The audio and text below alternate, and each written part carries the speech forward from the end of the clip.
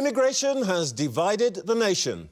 With protests on Britain's streets, it's the #1 issue. We'll hear from the people.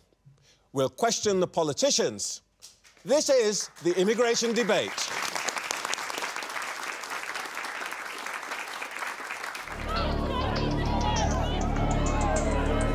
Unless the boat itself fails, all of those people will be landing in Britain. Our country's ruined. They've ruined it's an invasion. More kids. More kids. I think this lot down the road, they need somebody to hate. The Home Office says it's carrying out a blitz on the thousands of migrants already here, suspected of working illegally. You've got one arrest being made here. We've never seen that line as high as it's been recently. Immigration is the #1 issue. The whole atmosphere of the place has changed. And it's strange to hear foreign languages spoken so frequently. I'm all up for immigrants coming, but sign the paperwork.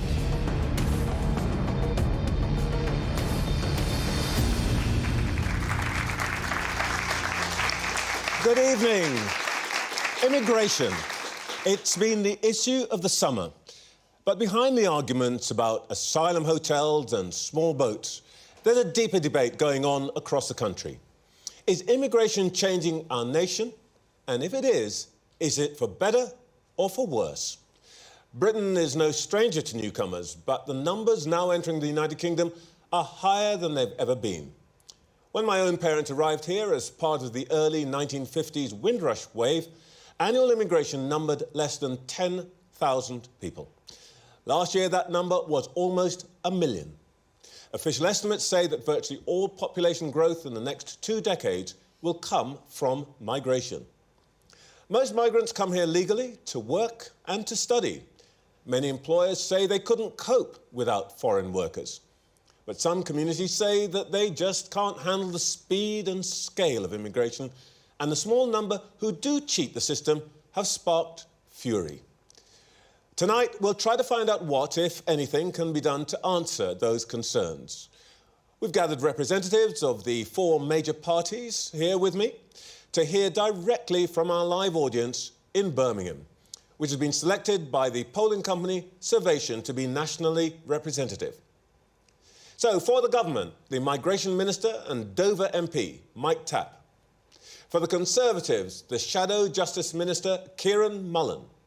For the Liberal Democrats, Home Office spokesperson, Lisa Smart. And for Reform UK, Head of Policy, Zia Yusuf.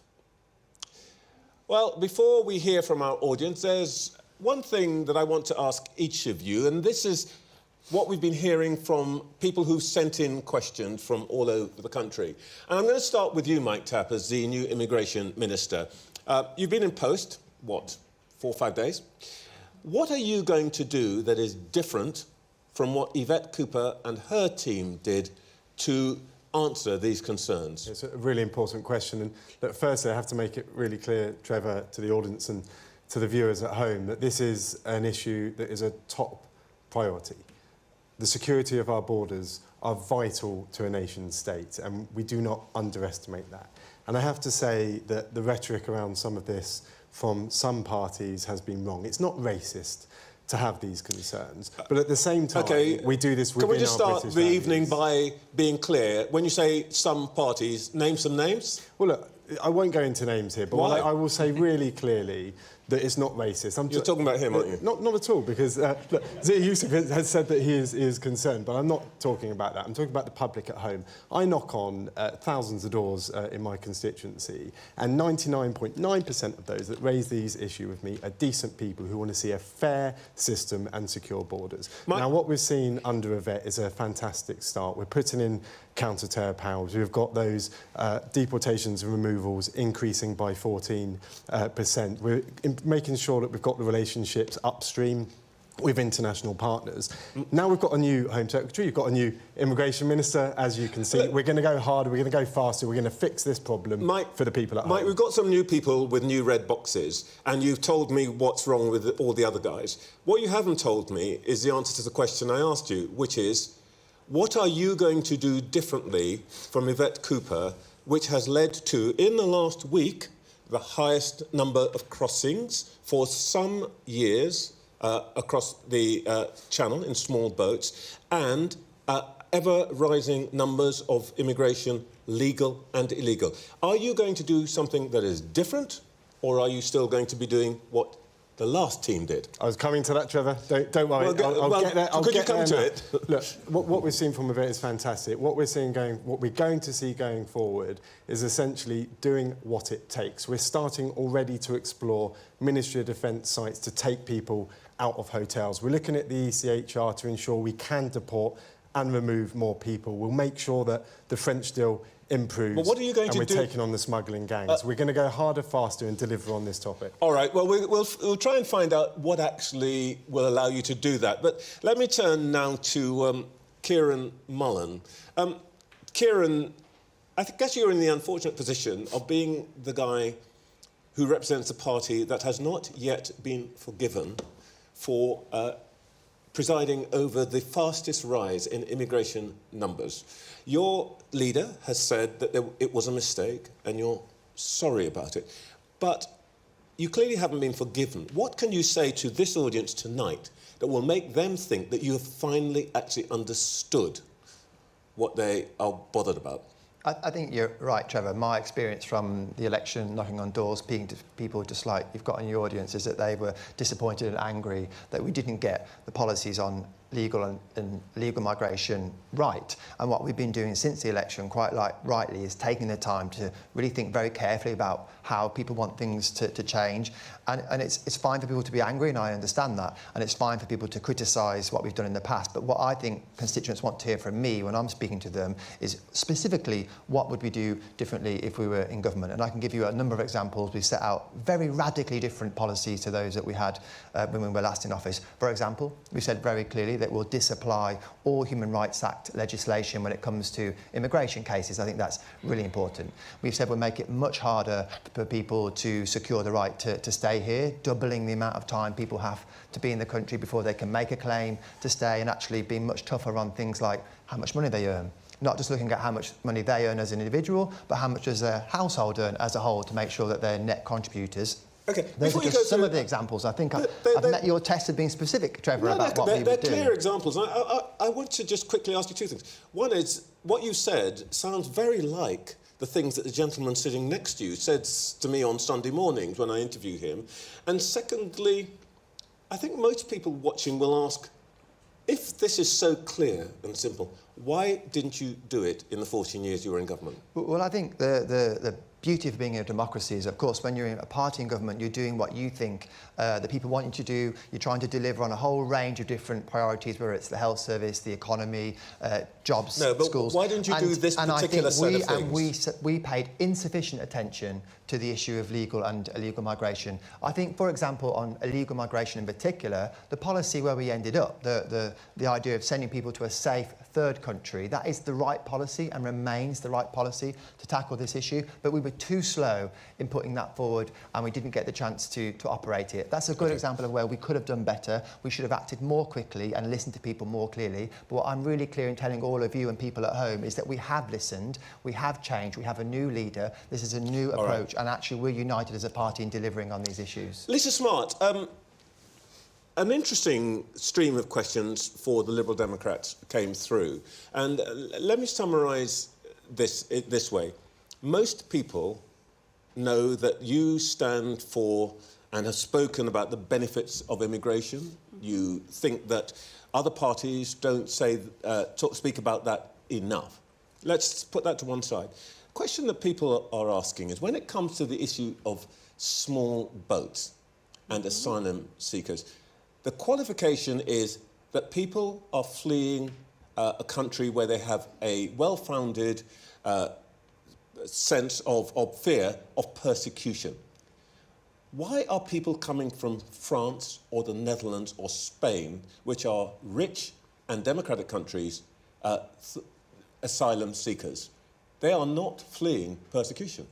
So we have a problem with this in our country. We shouldn't have 30,000 people in asylum hotels, and we certainly shouldn't have 90,000 people in the asylum backlog. So it is absolutely a problem, and the government needs to work harder and faster to fix it. People come to this country for all sorts of reasons. It can be historic reasons, it can be family ties, it can be because some of the pull factors that are going on, and I'm sure we'll talk about some of the gangs that are working and being modern slavers in this country. The business model that they have is so lucrative that that's encouraging them to force people to come across and work illegally. There are other factors at play. When you ask people who've come over on small boats, as the Migration Observatory of Oxford University has done, people say actually Brexit is a factor, because we used to have a returns agreement when we were members of the European Union, the Dublin system. That doesn't exist anymore, and migrants themselves have said that that has been a pull factor for them. I don't think that still quite answers the question that has been raised. There are lots of reasons why people might want to move, but the issue of asylum is one which depends on the person fleeing having a well-founded fear of persecution. Indeed. And why would somebody who is in France be justified in fleeing France? It's a democratic country. So every country should play their role. There is a lot of instability in the world. You look at a number of countries that are really high grant countries, so Somalia, Eritrea, Sudan. These are countries where very high numbers of people who come across get granted refugee status because they have a valid claim. All right. Zia Yusuf, you and your leader have been very much at the centre of this conversation, and Mr Farage has been pretty clear. I don't think we need to go over your policy, but there is a rather interesting question that's been raised by several people that have written in to us. You want to bring down the numbers of immigrants, both legal and illegal, asylum seekers, labour market. Do you just want to bring down numbers of all people, or are you particularly concerned about one kind of immigrant or another, because they are young or because they are male or because they come from one country or whatever? Is it all immigration, or are you concerned about some particular kinds of migrants? Yeah, well, firstly, Trevor, you were talked about, you know, when your parents came to this country, I think you said in the early 1950s, net migration was around 10,000 a year. When my parents came to this country in the early 1980s, net migration was around 30,000, 40,000 a year. Last year it was about 1 million. And by the way, during the 14 years of Tory government, they imported 11 million people. That is the equivalent of the population of Bangkok. That was imported by a party that promised in 4 consecutive manifestos that they were going to cut net migration down to the tens of thousands. To answer your question directly, number one, we need to stop the boats from coming. But number two, the biggest number we're going to bring down, which nobody else here has talked about, is the number of people who are already in this country illegally, Trevor. There's north of 1 million people in this country illegally. A lot of them are being paid for by the people in this audience and the people watching this programme at home. That's why we announced Operation Restoring Justice, to deport all of those people back to the countries from which they came. Beyond that, of course, that will mean the boats stop coming, because why would you pay a people smuggler to just get detained and deported? And in terms of net migration, you know, in the last general election, we said it would be net zero, 1 in, 1 out. I think given how overwhelmed this country is going to be at the behest of the current Labour government and what the Tories did over 14 years, even that's going to be too many. I still don't quite get how you're selecting the people you don't want. Because your leader said, we do want people to come and work in the health service. We do want people to do certain jobs. Who is it that you do not want to come to this country? Who is reform worried about when it comes to immigration? Trevor, the country's full. Our infrastructure is overwhelmed. We are going to have By who? We are going to have to freeze migration for a number of... By whom? Yes. The 11 million people that the Tories brought in over the last 14 years. And by the way, the OBRs, the government's own forecast for the next few years, suggests another 1.5 million net new people will arrive before the next election. Which is why, Trevor, we're not worried about who the people we need to bring in are. We need to deport the people already here. Tonight is not my night, it's not your night, it is our audience's night. So I think they've heard enough from me and you. So let's come to the most important people here tonight.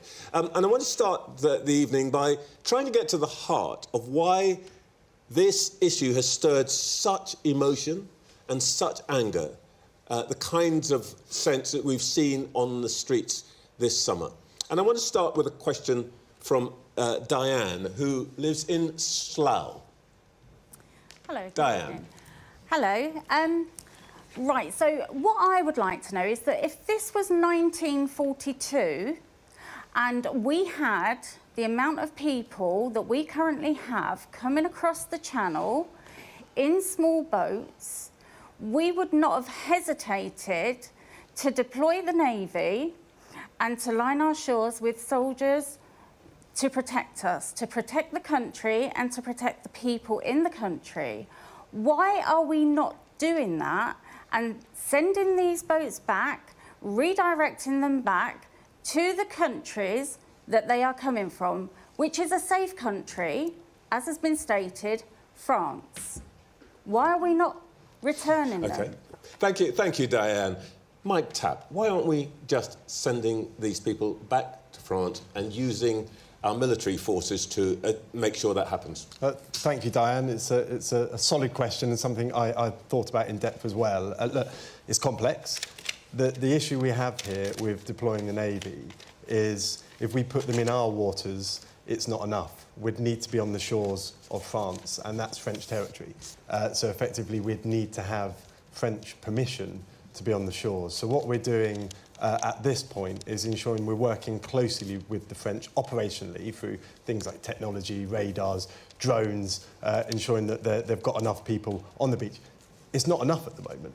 It's as simple as that. Otherwise, we wouldn't see the boats crossing as they are. But we are going to put in other measures. We're working hard with the French on returns, for example. And if there's that doubt when you're sat on the beach and you're spending £10,000 to get here, that you could be immediately removed back to France, you're much less likely but I don't think you're quite answering her question. Why aren't we putting the Royal Navy? Well, I did answer the question in that you'd have to have French permission to do that. We've got to have French permission to put our boats in the channel?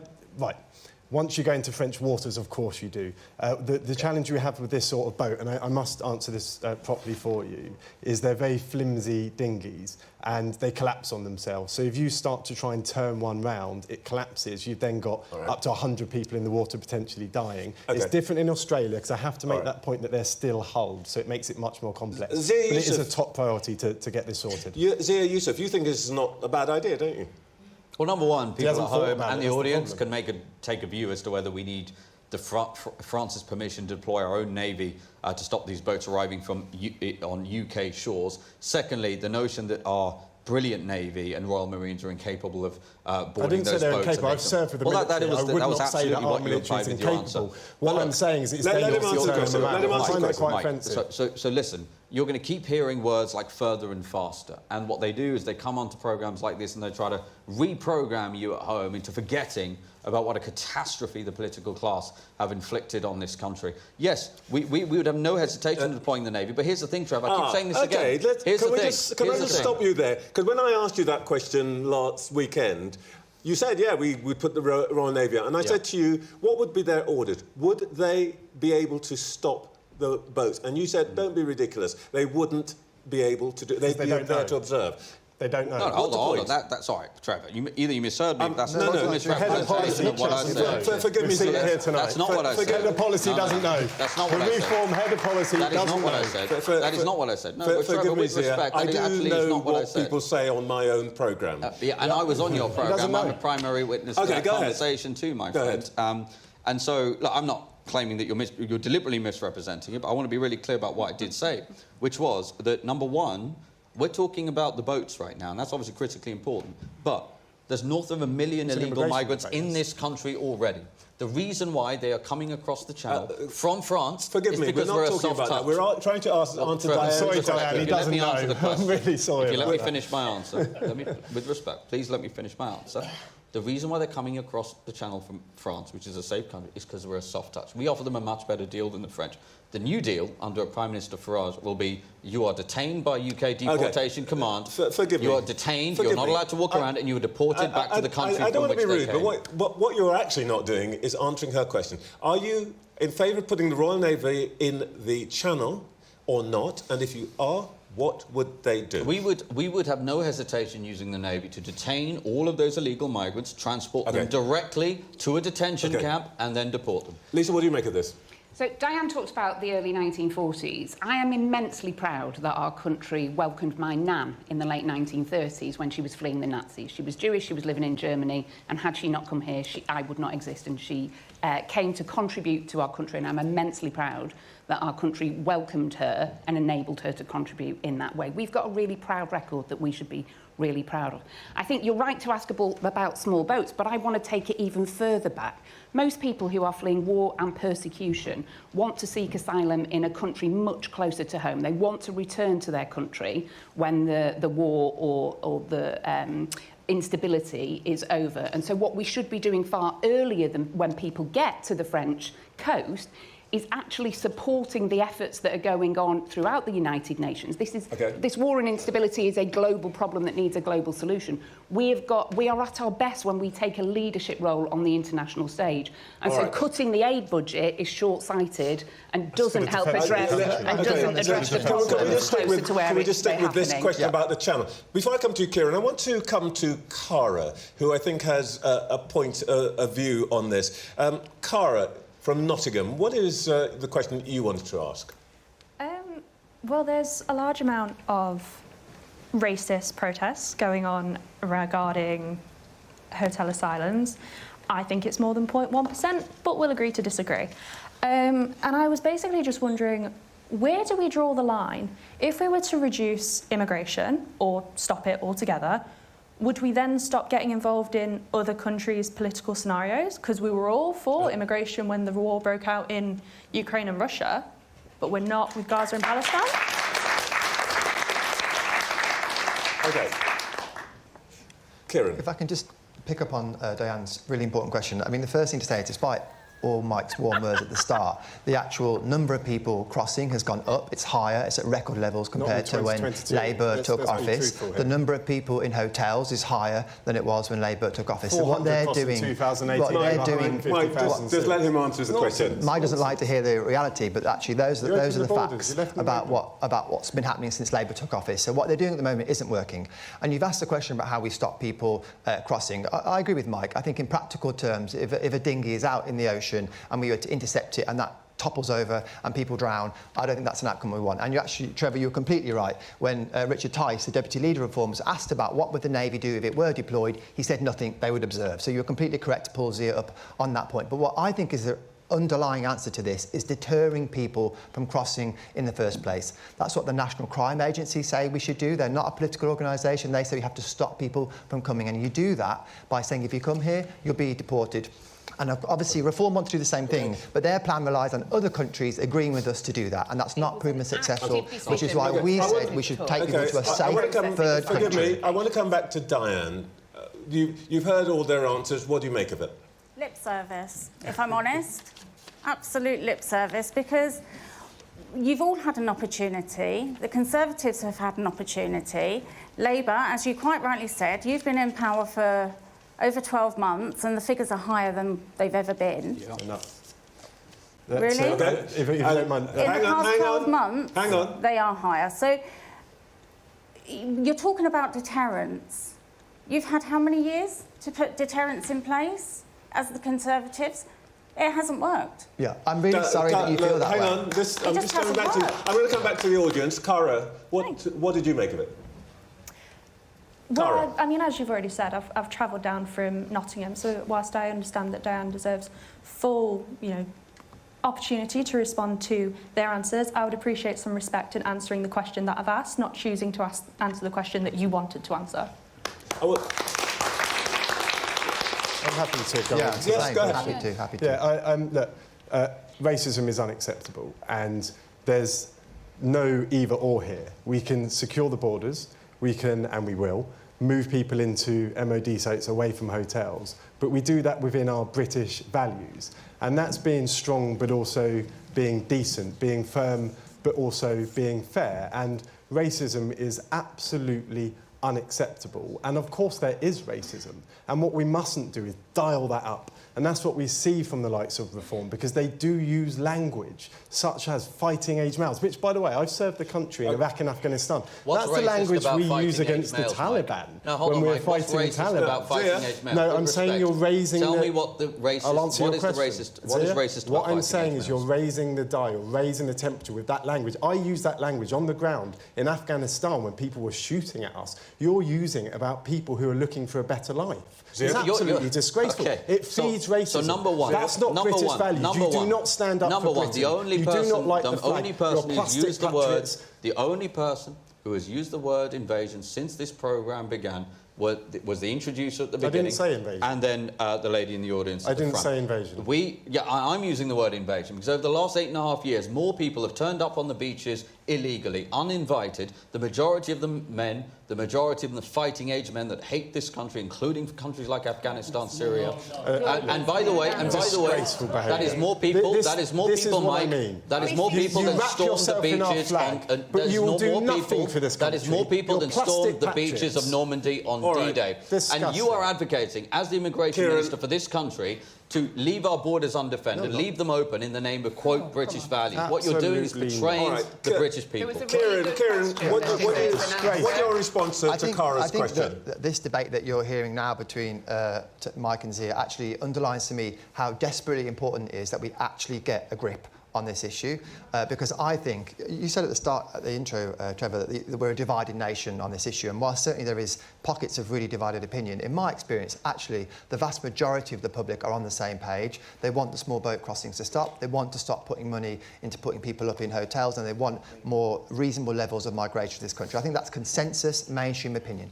And when mainstream politicians, and I've said at the start, I take our share of blame in this, don't deliver on those issues, it leads the public to become more and more intolerant and their patience to wear thinner and thinner. And Zia can quite rightly articulate that frustration. Fair to him. What I'm concentrating on, what the Conservative Party is concentrating on, is actually putting forward clear, credible plans, taking Diane's point about that we had an opportunity and we didn't, as I said, do it in the way I would have wanted us to, but we're determined to do that now, and it's only a clear, credible plan, thought through, that is going to make a difference to this issue in the end. Okay. All right. So Cara's question was about racism, and I think it's really important to say it is entirely possible to talk about immigration and asylum issues without being a racist weirdo, which is why it's so disappointing when some people fail to manage that. This is a problem that's been brought about. It is a global concern, but it is a real problem because it was an active decision taken by the last Conservative government to essentially stop processing asylum applications. All right. That's why the backlog is so big. That's why the taxpayer is paying so much money, and that is why it is so disappointing the Labour government isn't getting on with fixing it quickly. Cara, have you got anywhere near an answer to your question? No, the question was, where do we draw the line? If we were to stop immigration, are we going to stop involving ourselves in other countries' political situations, or are we going to help them as much as we can, but they're not allowed to come to our country? And none of you seem to be answering that. You've all had a chance to ventilate your views on that. We've been talking about people crossing the channel in small boats. In just the last 24 hours, 4 people have died. And I think we perhaps just need to draw breath on that. That includes 2 children. So far, more than 30,000 people have made that incredibly dangerous journey. Now, the previous government promised to stop the boats. This one said they'd smash the gangs, and we've been hearing some of that tonight. But the small boats numbers have increased under Labour, though they haven't reached the level seen under the Conservatives. I want to come to Elliot from Newcastle, who I think wants to talk about some of the issues that have risen this summer. Elliot. I'd like to ask, why are hard-working taxpayers being forced to contribute more in taxes to facilitate the stay of mainly young male illegal immigrants, but the quality of life for British people, especially veterans who served for the country, has shown little to no improvement at all? OK, Mike Tapp. look, I'm a veteran myself, and it's an important question. We've also got a Veterans Minister who's a veteran too, so we're working hard to ensure that no veterans are homeless. We're improving the mental health support for them. So just have to cover that off. That's a top priority too. But look, people coming over illegally is completely unacceptable, and that's why we're looking with the new Home Secretary to ensure that nothing is off the table. We will not accept this, and I agree with you on that it's wrong that the taxpayers are having to carry this burden, but that's where moving them into MOD sites as well will help, because it will reduce the cost. But effectively, if we keep doing what we're doing with these increased deportations and removals, those costs will go down, it will act more as a deterrent, and we're working hard on more returns agreements to get that done. And I just have to add, it is 12 months. That can feel like a long time, but after 14 years of the Conservatives, in 2018, 400 crossed, over 150,000 since. We are fixing a problem which is extremely serious, and it doesn't happen overnight, but we're working hard at it. But actually, Mike Tapp, just quickly on the numbers, they're not going down, they're going up. Well, the issue... And you've been in there for 14 months. The issue with the numbers is when we, for example, get a returns agreement with the French, when the Germans change their laws, the Italians change their laws, the French change their laws, which we've achieved, by the way, when we've deported more than before, it takes time to have a knock-on. Let's look at the agreement that we've had with the French. I think it's really important, Trevor. So at the moment, when someone comes over from France, there's a high risk that they'll be immediately removed. So they won't spend that £10,000 in making that crossing, because that's a lot of money to them. So it acts as a deterrent, and it will start to work, but it takes time. Do you accept that, Zia? Not at all. I mean, I'm sorry, you're just totally misrepresenting the facts of the British people. You just claimed you're deporting more than before. Then when? When are you deporting more than? Well, it's 14% increase this year to last year. How many have you deported in the first year? We've had 35,000. You've deported 35,000 and removals. Okay, so that is one totally untrue statement that is parroted repeatedly on the airwaves by Labour ministers. That 35,000, let's talk about that. 74% of those 35,000 are not deportations, i.e. enforced removals. That's deportations and removals. Okay, so of the rest of those 74%, half of those the government didn't know anything about. They only found out they'd left after the fact. So don't misrepresent those as deportations, my friend. It's totally... You're taking the British people for mugs. There are a million people in this country illegally today. The difference between more than that, there are more illegal migrants. Goes in handcuffs, Mike, there are more illegal migrants in this country, dramatically more, than when Keir Starmer won that election, promising to, quote, smash the gangs. I want to say one other thing. Which is that there's been a lot of conversations about the rights of lots of citizens of foreign countries. What about the rights of British citizens? One of the most extraordinary things of my lifetime in politics was lawyers for the government, for the Home Office, around that hotel in Epping, said on the record in court that the, quote, the rights of the asylum seekers take precedence over the rights of local residents. British people are being treated like second-class citizens in their own country, and it's got to stop. Lisa Smart. There's a really good question about the cost to the taxpayer. That I think is worthy of answer, because it is a financial cost, but it's also a cost to communities. I've got a constituency that's got 2 hotels currently hosting asylum seekers, and there's an emotional attachment to these hotels. You know, these are places where people had their wedding reception, where they had their child's christening party, and I think all communities want their hotels back. This is a direct result of some really rubbish decisions that were made by the last Conservative government to essentially stop processing applications. One of the key deterrents, is to process the applications before quickly. You take it wider, Lisa Smart, just to be absolutely clear, when you say people want their hotels back, you would close those asylum hotels, and would you deport the people in them? We have long called for the closing of asylum hotels by processing the applications far more quickly. It should take days or weeks, not months and years, to process asylum applications, and the decision should be right the first time. One of the reasons the backlog is so long is because the amount of time it takes for appeals. About half of appeals get granted, so the decision needs to be right the first time. This is costing far too much. It's looking like the Home Office has lost control of this, lost control of the borders, lost control of the process. The process has we would take... I haven't quite finished my point, actually, Mike. One of the things you can do is take the processing out to a dedicated unit outside the Home Office to treat it with the urgency it deserves. But Lisa, hang on, there's a lady in the audience who has her hand up. I can't quite see. Yes, that's right. Me? Yeah, you. Great. Yeah, I wanted to ask, I still don't think anyone has answered your question. And you've talked about giving people back their hotels. I want to know why that is more important than the rights of the people living in them, who, by the way, are having, like, a terrible time. They're not living in the Ritz. I support them as a charity worker. They've got lice, they've got bed bugs, they're not getting any money, they're not getting any food. Why does that matter more than someone who fancies a trip to a hotel? And what are you all doing to actually make sure that those people are safe in a UK that is full of far-right violence directed against those people? I also really want to know how any of you can sleep at night knowing that you are enabling a genocide where 100,000 let's just deal with one. people Let's have deal with died. one question at a time. And this is an interesting one. Sure. This is one for you, Kieran, Mullan, because it was the Conservatives who really started the use of asylum hotels.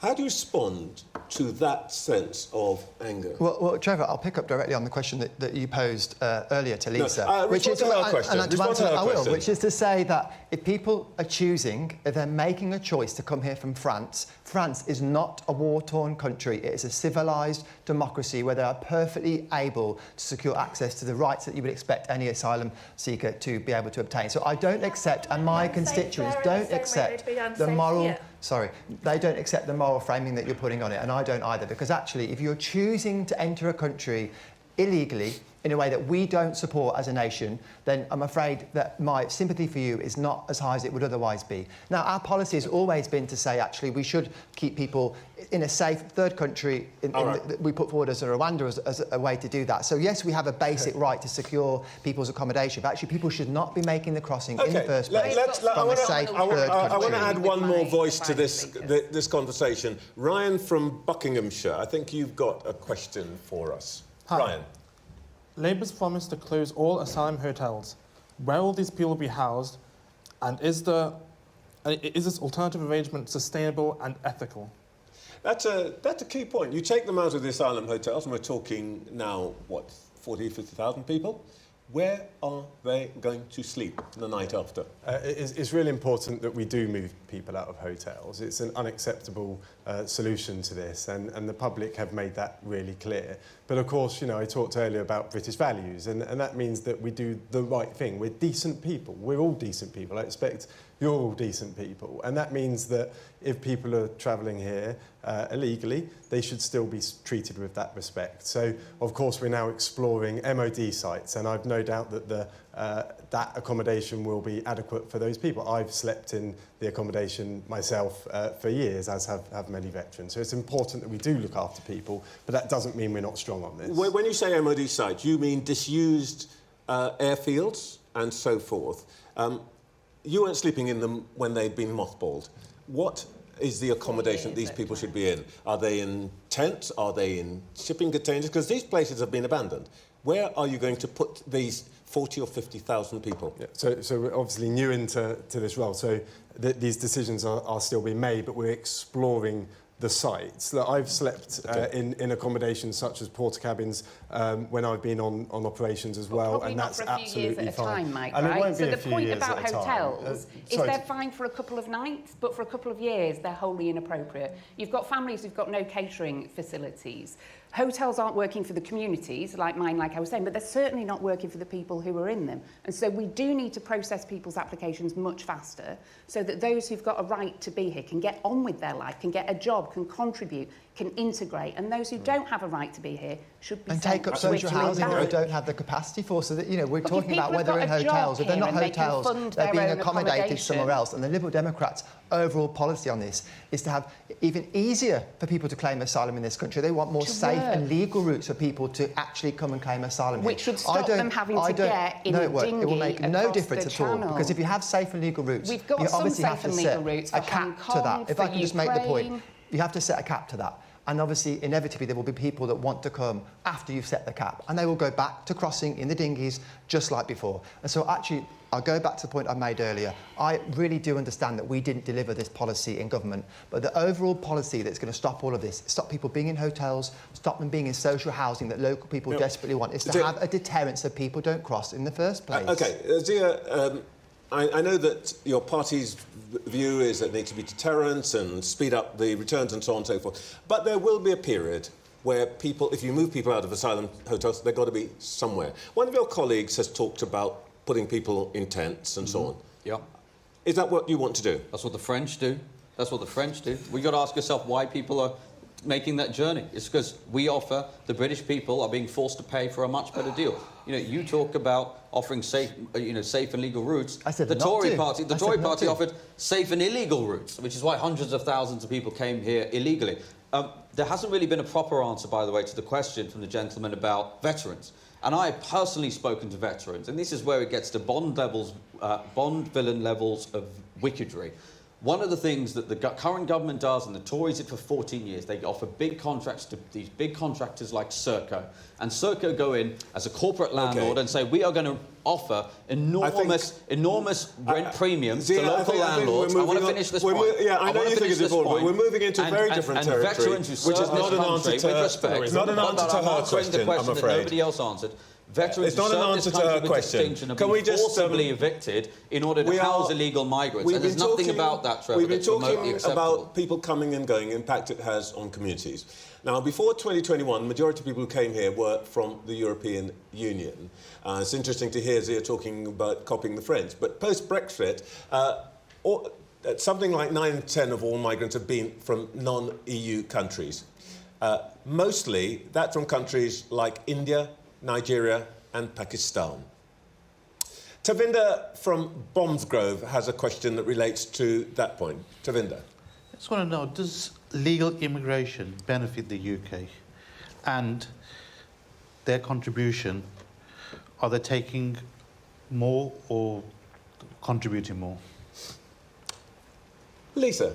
So I think this is a great question, and the UK has historically benefited from migration. I'm here because of migration, and I think lots of people in this room are. And it's not just economically that we've benefited, it's also culturally. But I think even the most liberal, progressive person thinks that we need a fair system where the rules are enforced properly, and that's not what we've had for the last few years. Zia, do you agree with that? Well, again, my parents came in the early 1980s. My father just qualified as a medical doctor. They didn't have much to their name other than that medical degree. Between my father and my mum, who's a nurse, they have given more than half a century of service to the NHS between them. So no one knows more about the invaluable contribution immigrants have made and can make to this country than I. But I will say this country is now overwhelmed. Our borders are being overrun. And if you ask most British people, with respect, Trevor, you said it's dividing the nation. I disagree with that. I think people are united now. We've had too much migration. We haven't had border security. And what that is driving is this sense amongst British people that they are being taken for mugs. They are being asked to pay for lives of leisure for people whose first act upon coming to this country was to break our laws. Well, with respect, my own Doge team has found asylum seekers and illegal migrants being taken to the circus at the taxpayer's dime. Not joking. Trips to the cinema, Domino's Pizza, tens of thousands of pounds at McDonald's, free TV licences.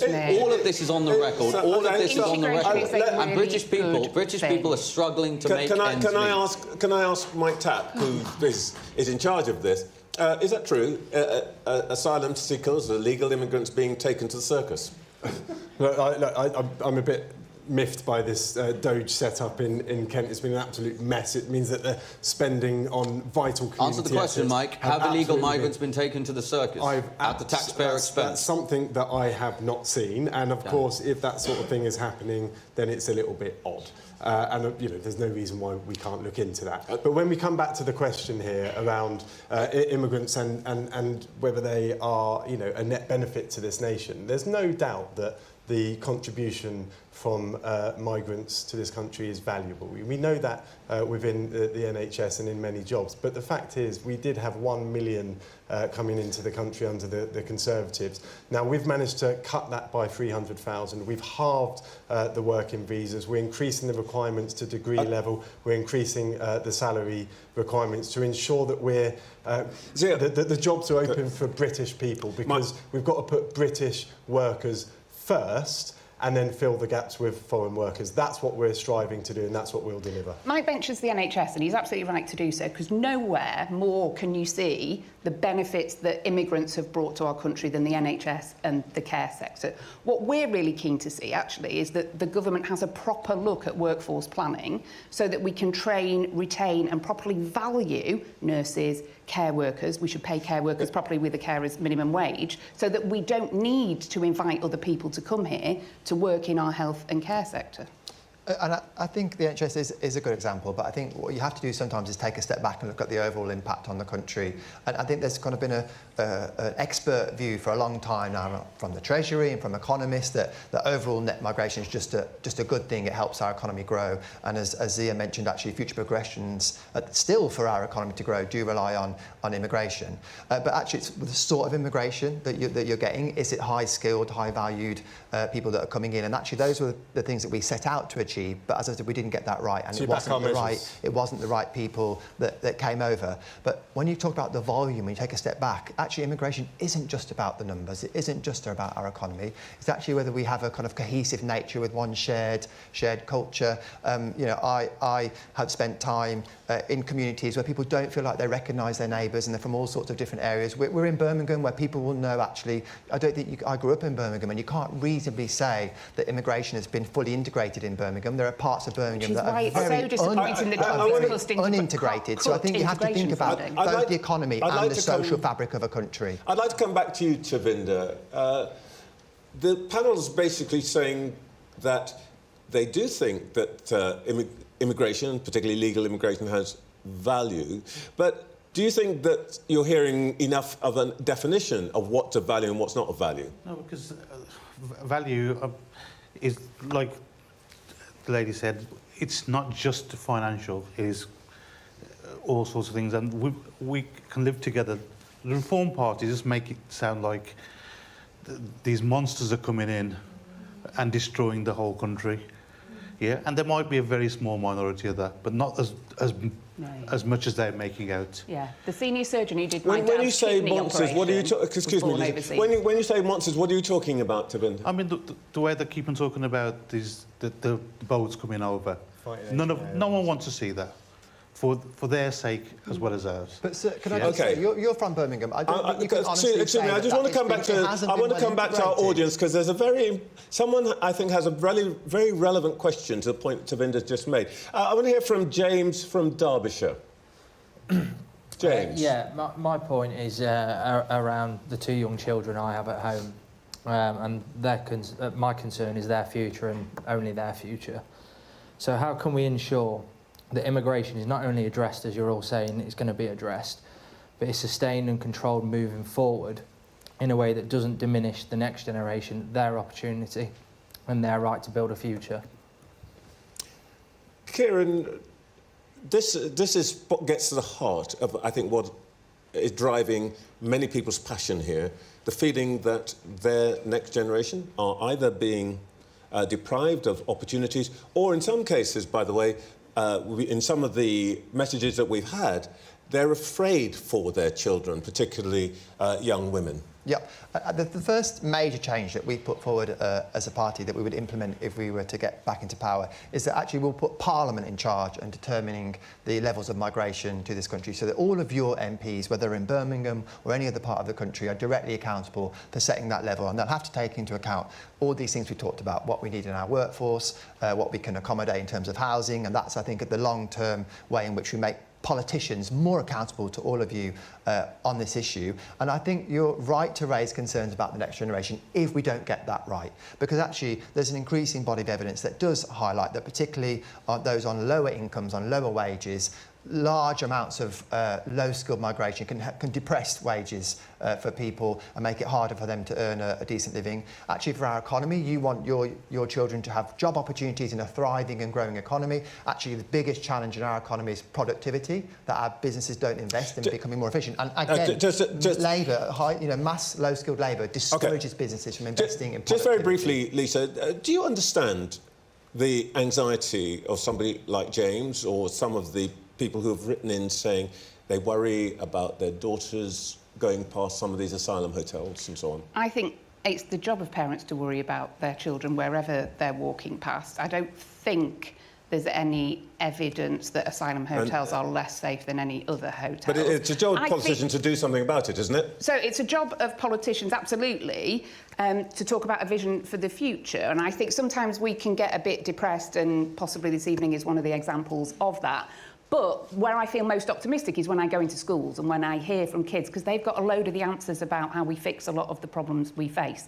I am really proud of our country, and I'm really proud of the patriotism I see in our country. Never more so in the classrooms of the kids who are welcoming some of the new arrivals, of the children staying in one of the asylum hotels, because kids just get on with it. They cut through all of this and they welcome children like the wonderful human beings they are.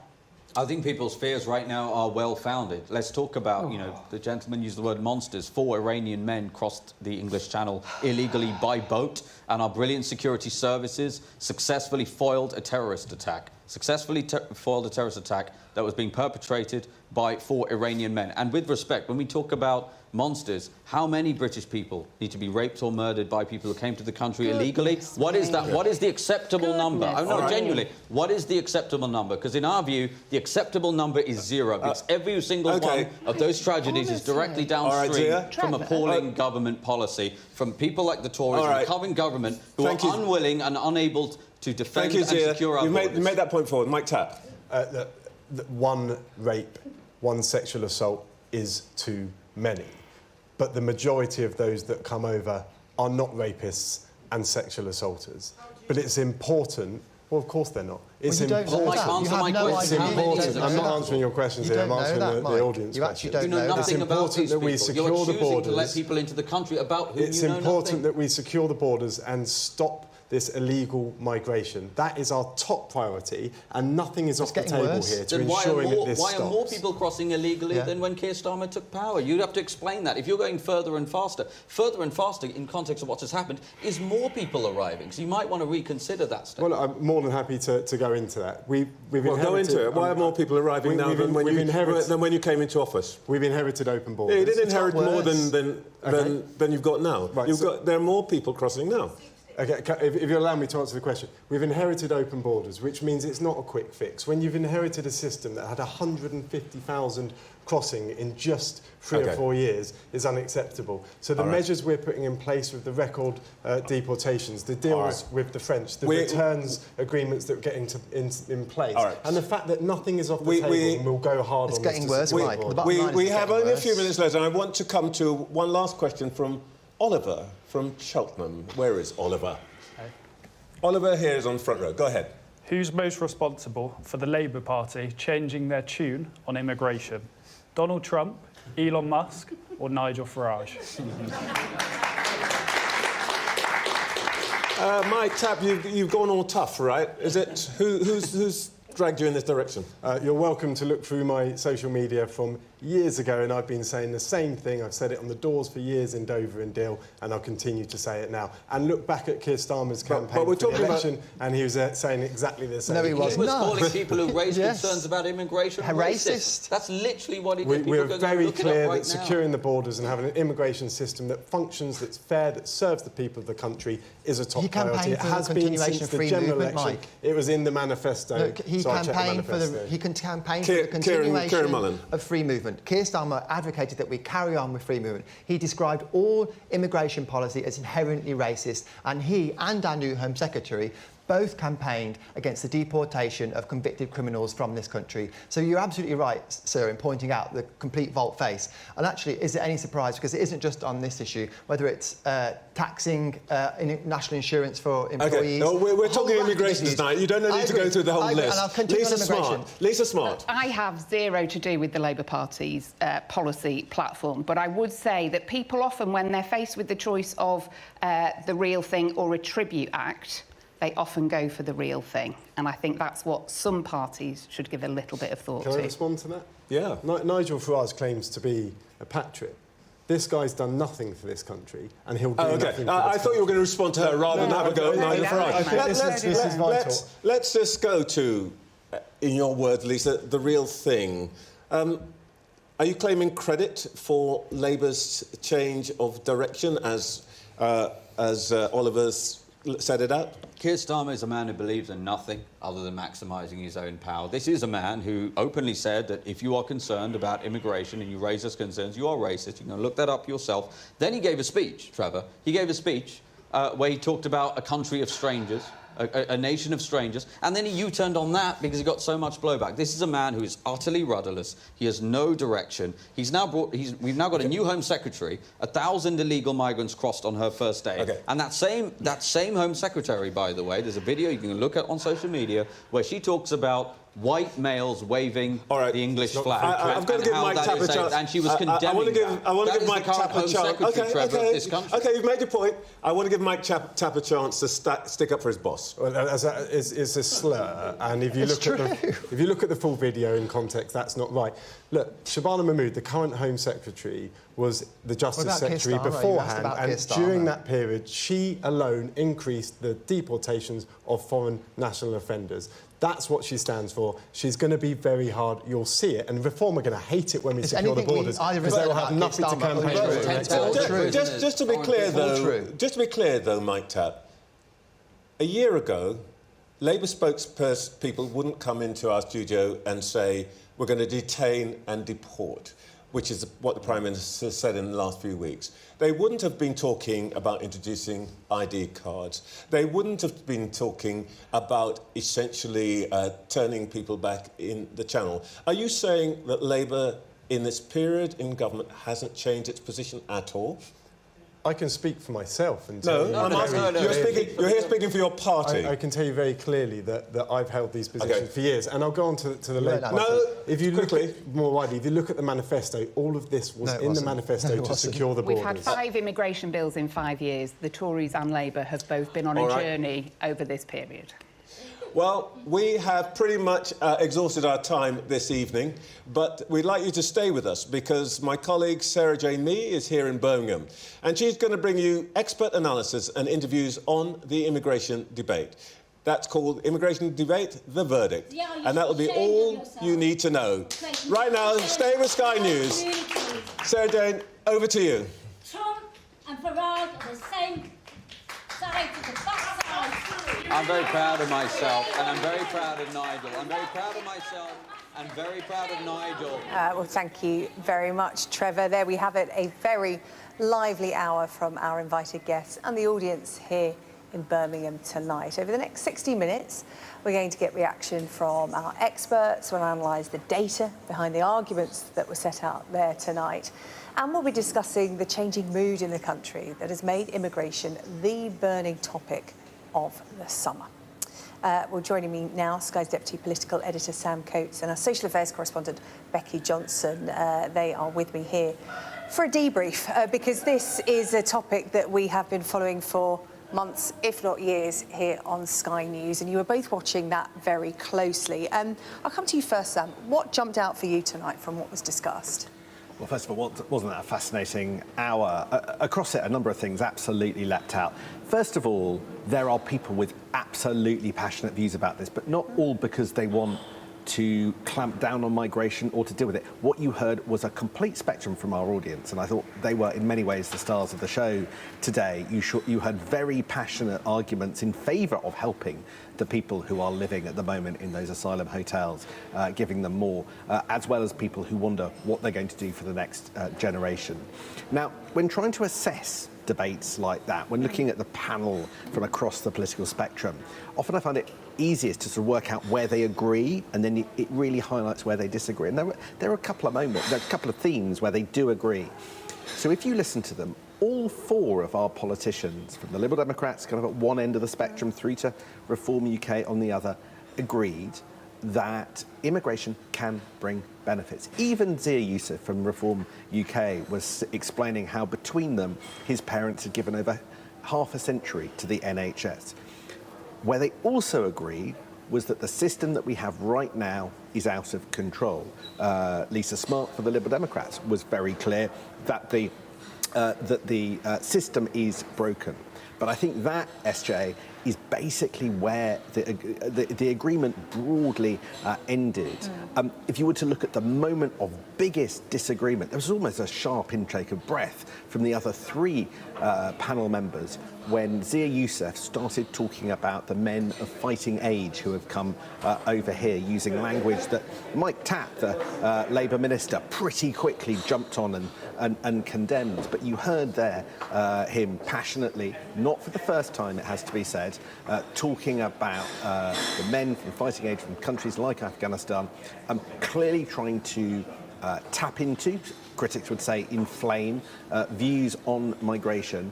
And that was where I felt like Kieran Mullan from the Tories and Mike Tapp were trying to draw a dividing line. But ultimately, the dividing lines that they wanted to draw were most of all on language, not policy. And there was a sort of discomfort about solutions. And if I could channel the frustration of the audience, it was that I don't think really, particularly amongst the Tories and Labour and Liberal Democrats, they came away completely clear what they're going to do about it. And I think it is the lack of clarity that you could sometimes sense in that debate that I think some in the audience and some at home will find frustrating. Yeah, Becky, as Sam pointed out, one thing that came across crystal clear was the passion that people have about immigration. As Sam's been telling us all day here on Sky News, it's now people's #1 concern over the economy for the first time since Brexit.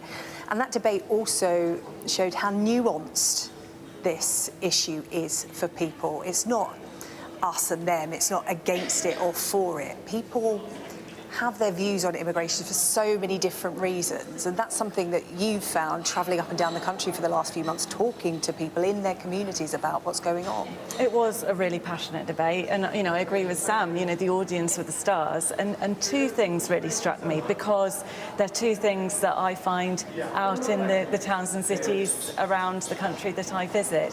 One, the emotion with which people speak about this issue, and two, you could see on the faces of the audience that they just didn't feel like the politicians were really answering their questions. And I've been hearing for years concern about immigration, and that has been building now, and very much, as the polling that we've had today shows, it is the thing that people want to talk about in this country. They talk about it with emotion, and they don't think politicians have the answers. And I think that is in part why we're seeing England flags appearing and Union flags appearing. People are like, listen to us, we want change. And a lot of the audience members, you could tell, some of them even said, you haven't answered my question. But there was the emotion there, and I thought particularly the question from the father who said that he fears for his children because of the mass immigration that we've seen, really visibly actually on our streets in very recent years.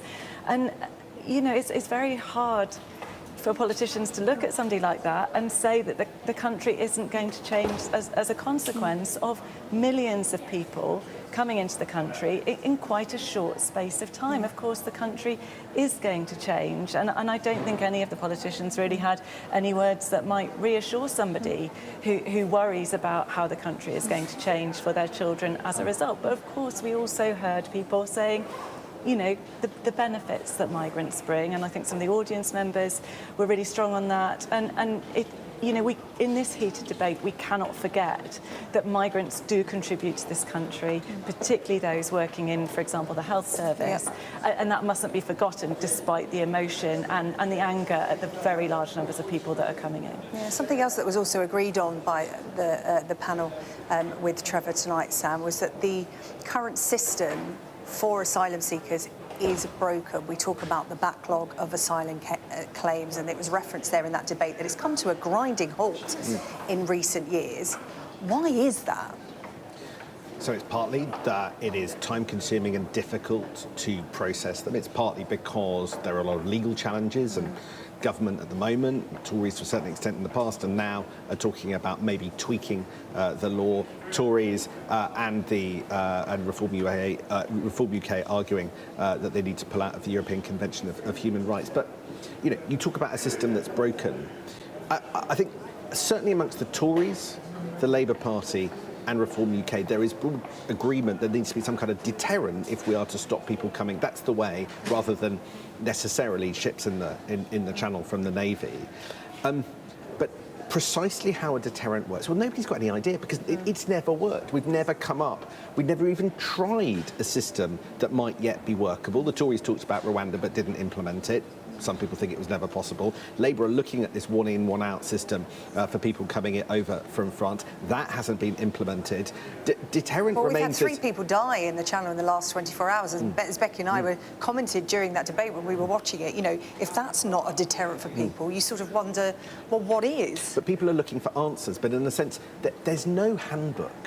There is no answer to these questions that anybody has that is tried and tested, that is in any way something that any of the people around the table could point to. There is just harder language, harder rhetoric, and maybe that lands better.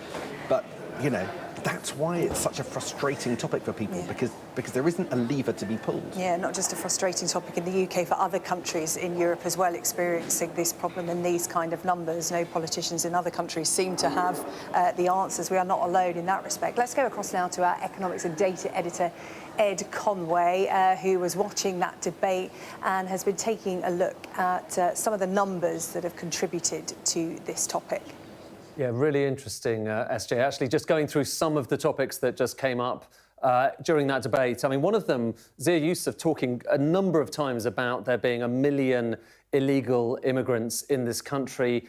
Is that number right? Well, the short answer is no one knows. There is no official estimate. I mean, how could there be of how many people are here illegally? But there have been some attempts at it. And the one that I think he was referring to was probably this from Pew, which is a kind of an American research organisation, which estimated back in 2017 that in the UK you were talking about potentially 800,000 to 1.2 million illegal immigrants in the UK. As you can see, it's the highest, alongside Germany, the highest, which has slightly higher if you're just looking at the median, which has about 1.2 million as well, at the maximum. However, here's the thing. Well, first of all, there are big question marks over this. How do you estimate this? Secondly, when they looked again at the data a few years later, so actually just more recently this year, look at that bar. It went down to 700 to 900,000, OK? So a lower estimate, albeit still high. And if you just take that number and compare it with the other estimates that we have out there, like I say, it is not in no way an exact science. But that's Pew with that revised estimate. You've got the GLA, they came up with a number, so for London, but extrapolating it to the rest of the country, which is talking about 600,000 or so. Another study associated with Oxford was talking about 745,000. But these are big numbers. There's no getting away from them being big numbers, whether you're talking about it being around 1 million or in the hundreds of thousands. It's nonetheless big. And I think the question really at the moment is, how has the recent increase in asylum seekers contributed towards this? This is kind of the closest thing we have to an official estimate, which is showing you the number of asylum seekers in the UK that are kind of waiting their initial decisions. So they are here in the country, many of them in those hotels that we've heard about recently, others in other forms of accommodation. That's about 125,000, which alone is kind of the size of a city like Cambridge. So that's the official estimate, but obviously there are many, this is assuming there are many other people from previous years who are still in the country. So there you have the overall numbers in terms of how many people might be in the country. There was another question that kind of kept coming up, which is just how expensive is this system and how much are people having to contribute to it? On that, we do have some numbers, OK? So this is just showing you how much was spent on the asylum system, primarily in terms of accommodation, in 2023 to 24. This is all of the different departments in government. I'm just going to zoom in because obviously health and education take up so much of that spending, so we can actually just see this in comparison. So there you have it, £4.7 billion in the latest fiscal year that we have numbers for.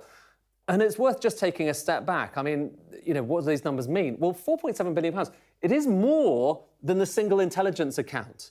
So we're spending more on the asylum system than we are spending on all of the spies, for instance, in the UK, include MI6, MI5, GCHQ, and a little bit less than the Energy Department, more than the Business and Trade Department, more than Culture and Media and Sport. So this is not in any way trivial. These are now very high numbers that need to be accounted for within the public accounts. And I think the question is, you know, whether that number is going to go up in the coming years. So it's a fiscal issue, certainly, as well. But the final thing just I wanted to kind of focus on is, again, question marks over what is the contribution of not asylum seekers, but immigrants to the country. How much are they bringing in, indeed, and how much are they taking back from the welfare state? And here, there's an interesting study here. This is from the Office of Budget Responsibility, basically showing you in someone's life how much they are taking away from the state. So if that line is below the middle line, then they are taking away, and how much they are contributing to the state. So obviously, this is for you know, people like you and me. It's citizens of the UK. In childhood, we tend to be net recipients of benefits and indeed payments from the state, because obviously we're at school during that period. Then you go through the kind of prime of your working life, you're putting taxes in, and then when you're retired and when you're potentially in old age, you're taking more money back in net terms because you're taking your pension, but also potentially you're taking more from the health service because you need support. That's UK residents. Have a look at the shape of these lines when it comes to immigrants, because it's kind of striking. Obviously, they're not coming in until later in life, typically. And so during that period, the average migrant actually is putting in more to the system in, you know, cumulative terms than the average UK resident. So that is the overall, the average picture, but it varies, OK? So for some people who, for instance, are earning lots more money, putting more taxes into the system with high wages, they're actually contributing even more. But for those who aren't, for those who are on lower wages, who might be taking back more than they're putting in, actually, look, that line is below the UK resident. In other words, over the course of their life, they are taking more from the system than those who are born in the UK. So it just really underlines, it kind of depends, but there are certainly lots of positive stories in terms of migrants putting in more in general and on average, SJ. Ed, thank you so much. Ed Conway there taking us through the numbers behind this debate. I'm just going to interrupt our immigration coverage now to take you to America. Some breaking news from there, and a prominent Conservative activist has been involved in a shooting in Utah. Let's bring in David Blevins for the latest, our US correspondent. David. Yes, Charlie Kirk is a very prominent Conservative activist, writer and broadcaster, a high-profile supporter of President Donald Trump. He hosts a weekly podcast and radio programme and is known to many other people as the founder and president of Turning Point, a non-profit organisation that promotes conservative ideas among high school and college students. We understand that he was speaking at Utah Valley University. Some videos circulating online clearly indicate that a shot was fired. He appears to be physically impacted by that, and you can hear the crowd audibly panicking and beginning to run. We're told by our partners at NBC here in the United States that one person is in custody. We are getting some response to this. We're told there is a very palpable sense of shock at the White House. The Vice President, J.D. Vance, is encouraging people to pray for Charlie Kirk. He says he is a genuinely good guy and a good father. We're also hearing from the FBI Director Kash Patel, who says our thoughts are with Charlie, his loved ones and everyone affected. Agents will be on the scene quickly, and the FBI stands in full support of the ongoing response and investigation. So it's a very clear indication yet again of just how deeply polarised America is in terms of its politics and how dangerous a place it is in terms of access to guns. But the breaking news this hour is that Charlie Kirk, a 31-year-old, very prominent conservative activist in the United States, has been involved in a gun incident, a shooting incident at Utah Valley University, an incident that is continuing to cause shock, it would appear, at the White House, and we await further updates. We as we speak, I think, are just hearing from the President of the United States, Donald Trump. He says we must all pray for Charlie Kirk, who has been shot. A great guy from top to bottom in capital letters. God bless him! Exclamation mark. So the President of the United States, Donald Trump, confirming that the prominent conservative activist, writer and broadcaster Charlie Kirk has been shot in this incident at Utah Valley University this afternoon, and urging people to pray for him. David, thank you. David Blevins, our US correspondent, with the update there from Washington. More updates from the United States throughout the evening on this breaking news. Well, let's return to the immigration debate and get reaction to what we've heard over the course of the last hour or so from another political party. I'm joined now by the leader of the Green Party, Zach Polansky, who was watching the debate for us from Westminster. Zach Polansky, be interested to know what you made of it. A broad spectrum of views from our audience there tonight, and the responses from your political opponents. I thought it was grim and depressing and pretty much indicative of a state of political conversation in this country. I actually thought the audience did a much better job than the politicians, because the one thing that was really missing from that debate was the truth. And I'll tell you what that is. Immigration is good for this country. We have an ageing population. We have 150,000 vacancies in our National Health Service. And ultimately, we need to make sure that we're training British workers, yes, but also if we want to keep our healthcare system working, our care system, and so many other industries, we need to make sure that we are accepting people here. The average migrant worker puts £78,000 on average a year into the system, then they take out. Why can't a politician from another party just say that? Yeah, Mr. Polansky, I think it's fair to say that all political parties represented on stage tonight did agree that, you know, migration could be good, and they did outline the positives. The problems for them and the audience was the numbers, the backlog, the number of small boats crossings, the number of asylum seekers still in hotels. And as was reflected by the audience and the panel tonight, was that the system is broken in terms of processing these asylum claims. What would the Greens do that would be different? How would you fix this problem? Well, if I'd been in the debate tonight, I would have been able to say that small boat crossings are just 5% of overall migration. They're important to get right because these are people often fleeing their lives, but 95% of the rest of migration rarely gets talked about. In that debate, was 5% of the conversation about small boats? No, it dominated the debate. The way to stop the small boats today is quite simple.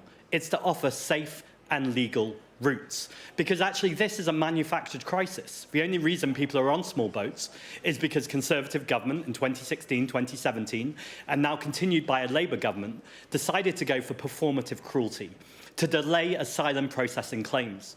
It's important to point out that most asylum-seeking claims, over 80%, actually get approved. Those people have a valid and legitimate reason to be here. And all we're doing by putting them in hotels or delaying the processing is making it look more of a crisis, or a crisis at all, as opposed to dealing with people with common humanity and dignity and recognising the problems in this country are problems of austerity. 14 years of Conservative government and now a Labour government that refuse to tax multimillionaires and billionaires just a small amount.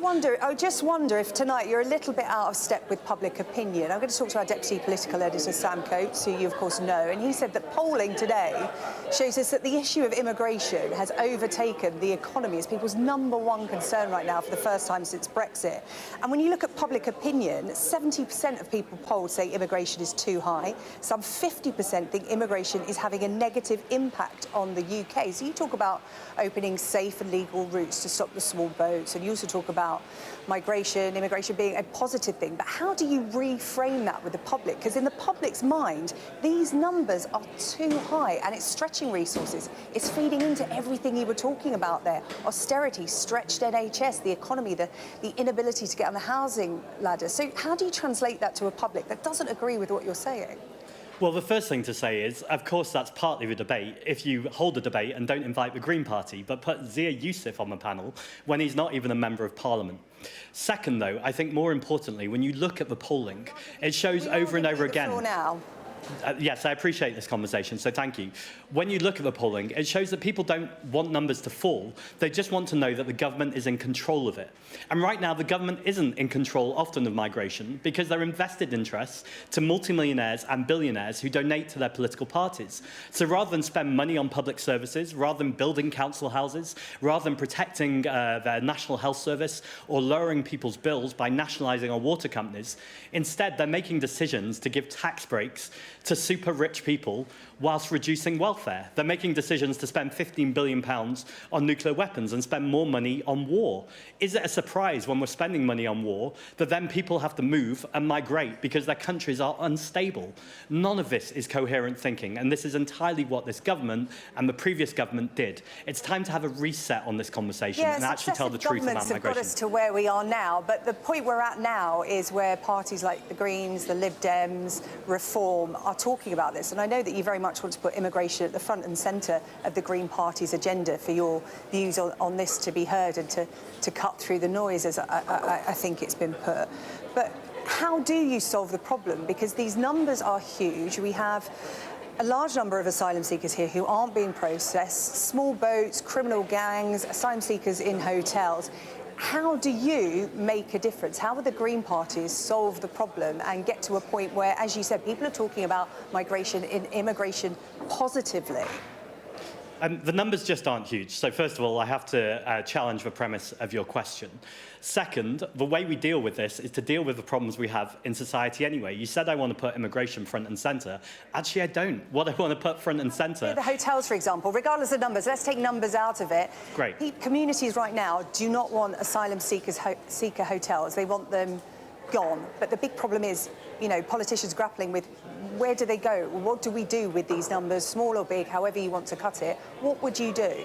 Well, I've just released a podcast called Bold Politics with the migration expert Zoe Gardner. You should definitely listen to that. But actually, one report she's just released is about... I'm on air now, so I'd rather hear your view. Sure, of course. Sky News, if that's all right. It's about breaking up the Home Office and actually having a department of community security, ultimately looking about how do we put money into our communities to create social cohesion, so when people are coming out of hotels, they are supported to get into work, to get on the housing ladder, in the same way that British people should too. This isn't about pitting the problems that British people are facing against migrants. This is recognising the 99%, that's small business owners, migrants, working class people, people who are out of work, have so much more in common than people who are earning more money in their sleep than any of us could possibly ever imagine. We need to redistribute wealth and power in this country, and then immigration just simply won't be a problem. OK. Zach Polanski, new leader of the Green Party. Thank you so much for your time. Thanks so much for having me. Here on Sky News. Really appreciate it.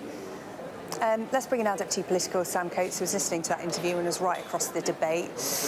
Little debrief there on what Zach Polanski has to say. He wants to reframe this immigration debate in a positive light. But it's really hard to do that at the moment because we've been talking about public opinion and they're not feeling particularly positive at the moment. Well, I thought Zach Polanski was really interesting. For this reason, you quoted at him the figure that 70% of the people that we polled thought that immigration is too high. That leaves 30% who aren't saying that. Now, I think what where Zach Polanski lands on this suggests why actually the Labour Party might have some difficulties. Because the Labour Party have an electoral coalition of which includes some people who would agree with Zach Polanski that actually we need to support people from some of the most troubled parts of the country, and that's the priority for them, as well as the Labour part of the voting coalition having people who are worried about the scale of immigration. But Labour's trying to face both ways, and now it faces a kind of reinvigorated threat from Zach Polanski's Green Party. And I think you were saying to him, look, a lot of the public think that there is a problem here. He is catering really for the part of the public who don't think that. And there is a constituency there, and there's a constituency. It's typically amongst the left, and there is a sort of gaggle of parties to the left of Labour on this. The Liberal Democrats are some way of the way there, and he is trying to own that admittedly smaller portion of the pie. But you can do that by staking out a different position to it. Because actually what we heard, as we were saying earlier, was a lot of consensus consensus amongst the 4 people who are on the panel. What's interesting about Zach Polanski and the Greens is they are taking a different view. They're taking a strongly different view because they think there are voters to be hoovered up who agree with them. Now, let's see whether it works. Let's see whether the percentage of people who say they're going to vote Green goes up. But there is strategy in not necessarily having the same kind of tough-sounding asylum and immigration policy that the other parties think is necessary for their electoral success. Let's just see if it works. Yeah, there was also an interesting point in the debate, and I think it was Trevor talking to Zia Yusuf, asking Reform who they would allow in, because obviously Reform are saying, look, you know, there are positives to migration. Obviously, they very publicly talk about the negatives, but when pressed on, you know, OK, who would you allow in? Again, that nuance, no politician seems to want to go near that as to who would be allowed in and who would not. I mean, ultimately, it seems that Zia Yusuf wants net negative migration, so... yeah, he said 1 in, 1 out is not even feasible at the moment. And so you want to... that their essential position is the number of people in the UK is still is too high. But again, solutions are hard, and where the politicians were most comfortable in our debate this evening was when they were fighting over rhetoric, not really arguing over solutions. Yeah, OK, Sam, thank you. Sam Coates, our Deputy Political Editor there. I'm going to cross now to a place that in many ways has become the focal point for this immigration debate, particularly over the summer months. You'll, of course, remember the Bell Hotel in Epping now, synonymous with asylum seekers. That hotel accommodating them this summer, and it put local officials on a collision course with the Westminster government, and it sparked a national conversation over how and where illegal immigrants should be housed. Well, Councillor Chris Whitbread is the Conservative leader of Epping Forest Council and joins me now. Councillor, good of you to speak to us here on Sky News. Hopefully you caught a lot of that debate. Much of it is playing out on the streets of Epping amongst your community. Talk to me about what you heard tonight and what stood out for you. Well, to me, actually, it did reflect a lot of the debates that are going on around me here in Epping Forest as we have gone through the past 2 months. And, of course, immigration has become very high up on the agenda, particularly illegal immigration. But the problem that I have here in Epping Forest could have been avoided if the government had listened to us when we said the Bell Hotel was the wrong place to place single male asylum seekers. And really, I just hope that they would have listened and spoken to us so we could have resolved this issue by now, because my only interest really is to the people of Epping Forest. Yeah, and what is the mood in Epping Forest right now? Because obviously that hotel's still operational, you lost in court, you're appealing it. It's become this whole legal wrangle, and other councils looking at you as the bellwether council, if you like, as to what happens in a community when asylum seekers are housed, illegal asylum seekers are housed, without really a conversation with neither the council nor the community. What's the mood in Epping Forest at the moment? Because we are a couple of months into this. Yeah, I mean, people are really annoyed. They're really annoyed that the government didn't listen. They didn't listen when we went to court. They then appealed against a judgment and won. That caused a great deal of concern, which means we're still having regular weekly protest, which is upsetting the community as well, because there are those in the community who aren't going on a protest but still believe that the Bell Hotel should be closed. So actually, the government has won no friends with what it's done, and it would have been much better to actually open up the lines of communication and talk to us as a council. We understand what people are going through here. We've had an asylum seeker convicted now of attacking a young girl, and that's just not acceptable.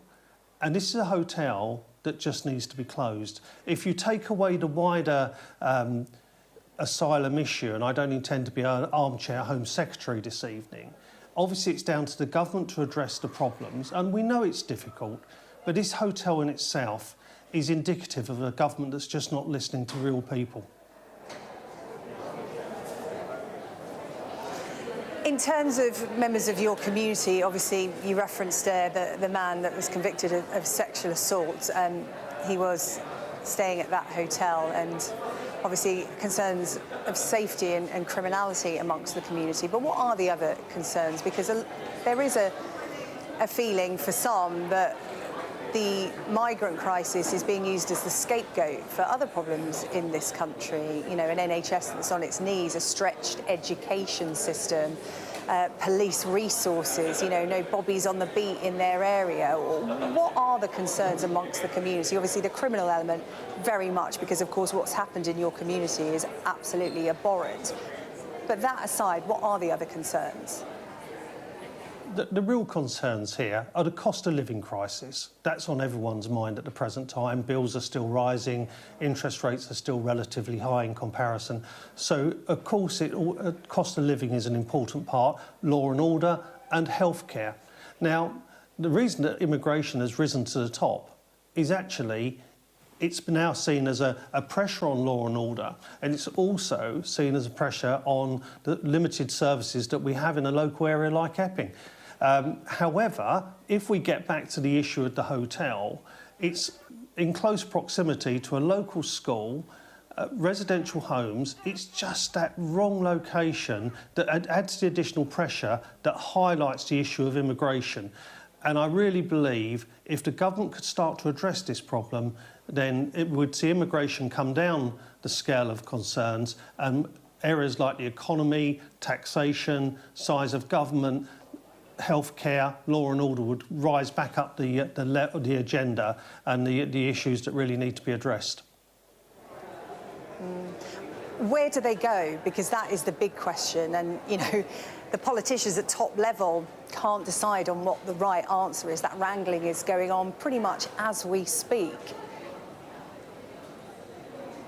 Yeah, I mean, it's a difficult issue, isn't it? There's no easy solutions, but I do believe the new Home Secretary, and I hope she picks up the phone to Epping Forest soon, the new Home Secretary seems to have some positive ideas, and I was pleased to hear that there's Defence Secretary speaking to the Home Secretary, and maybe around the use of Crown Estate in some way, shape or form, maybe with some pop-up processing facilities so we can get people processed quicker and actually move the asylum process much more quickly in the future, and I think that would help to solve the problems. Yeah.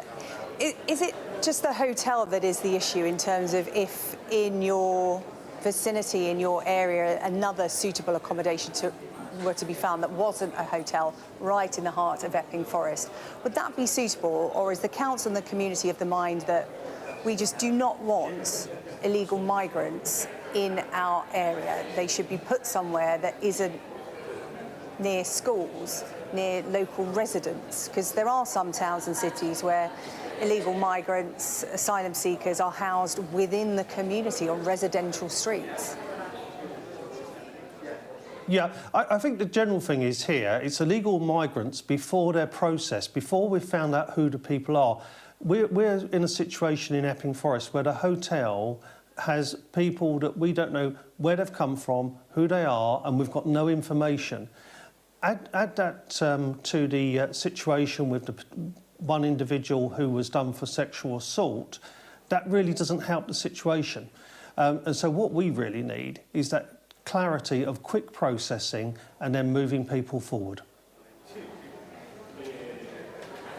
Well, Councillor, really good to have your time this evening. And Councillor Whitbread there from Epping Forest, of course, at the centre of the asylum hotel debate this summer. Protests continuing there well into September. Thank you so much for your time. Let's bring in our social affairs correspondent, Becky Johnson. You know, this issue of protests outside asylum hotels, you know only too well. You've spoken to the protesters on both sides of this debate, because of course there's concerned members of the community, there's those that come in for other means to whip up tensions, and there are those who actually support those in the hotels. Yeah, I was in Epping the day when residents there found out that the court ruling that had meant that asylum seekers would have to be moved out of the hotel was overturned by the Court of Appeal, and people there were gutted. You know, they thought that hotel was going to be emptied of asylum seekers, which is what they'd wanted ever since the arrest of this man who's since been convicted of this sexual assault on a schoolgirl. And, you know, one of the reasons that the Court of Appeal gave for overturning that was, well, if in one place there can be, you know, quite rowdy protests and that leads to the hotel being emptied, that may encourage other unrest elsewhere. And the reality is, you know, I don't think there's a community in this country where everybody would say, we love having the asylum hotel in our community. You know, most councils would prefer, on behalf of the residents that live there, that the hotel was closed. But the question is, where do they go? And, you know, you put that then to the councillor. And I think this is the next step now, because we've got the new Home Secretary.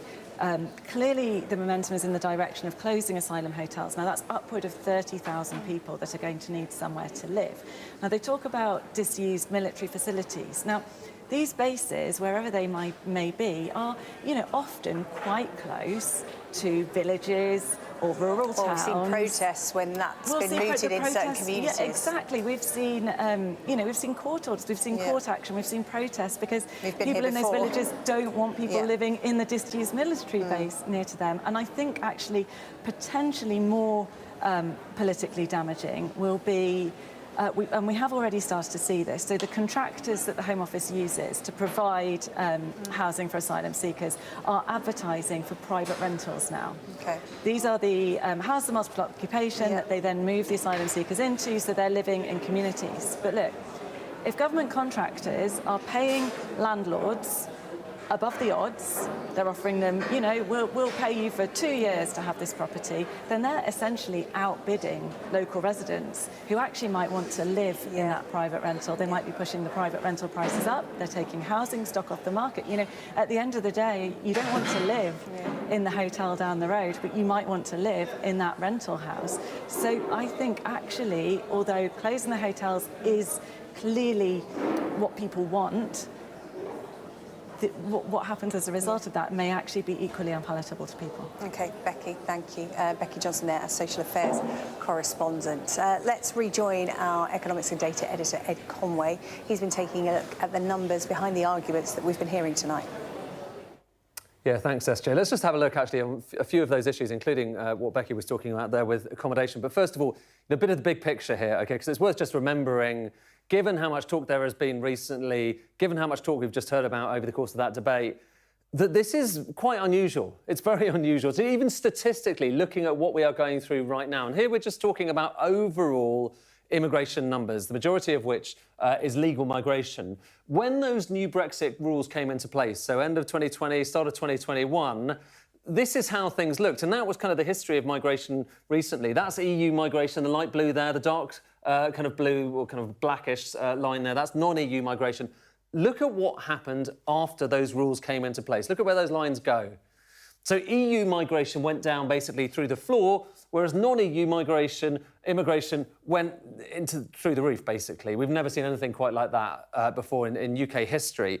And just when I talk about this being historic, it's worth just comparing the UK with other countries around the world, because certainly when it comes to overall migrants, we're comparing UK flows here with other countries around the rich world.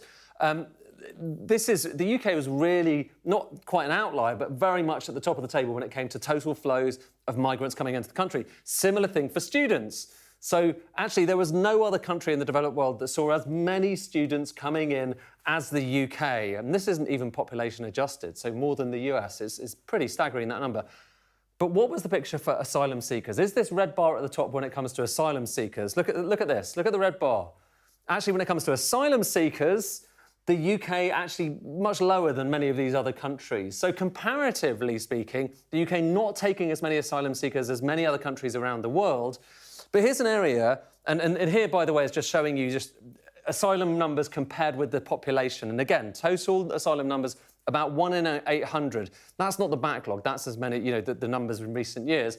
Compared with somewhere like Iceland, where it's 1 in 94. OK, so compared with other countries, this is a global phenomenon. The UK's seen high numbers by historical standards, but compared with other countries, it's relatively low. But one thing that isn't low compared with other countries is the extent to which many of those cases, so asylum seekers coming into the country, have had approvals to remain. OK, so the UK comparatively has seen the propensity to approve those asylum seekers and their right to remain in the country rise faster than most other countries around the world. So that is different. And then that brings us back to that question that we started with, Becky was talking about a moment ago, which is like, where are asylum seekers in the short run, while those cases are being heard? Where are they being accommodated? OK, and this is the numbers of asylum seekers in that accommodation that is being paid for by the state for the most part. And so much controversy recently, we're hearing about it just earlier on this hour, about hotels. We heard about what happened in Epping, but it's worth just remembering, you know, hotels are a good chunk of the number of people who are being kept in that accommodation while they wait for their cases to be heard. But actually, the majority is other accommodations. So it's people living in apartments, it's accommodation, other forms of accommodation. That is what has always dominated and what's likely to dominate in the coming years. What we do know, though, you know, back to that bigger question, is that this is something that we haven't seen before in terms of the scale of it and is proving a big cost to the Exchequer as well. Yeah, go on. Ed, thank you. Ed Conway there running us through the numbers. Well, let's talk now to some of those who are in the audience for the immigration debate tonight, who actually got a chance to ask their questions. I'm joined by Diane from Slough, Ryan from Stokenchurch and Mia from Birmingham. First of all, how was that? I mean, we hadn't got it. I think your facial expressions say it all. Diane, you asked a question about the Navy and you used the term invasion in terms of the numbers of small boats coming across. Let's just remind everybody about your question from tonight. Let's take a look. If this was 1942 and we had the amount of people that we currently have coming across the channel in small boats, we would not have hesitated to deploy the Navy and to line our shores with soldiers to protect us, to protect the country and to protect the people in the country. Why are we not doing that? The issue we have here with deploying the Navy is if we put them in our waters, it's not enough. We'd need to be on the shores of France, and that's French territory.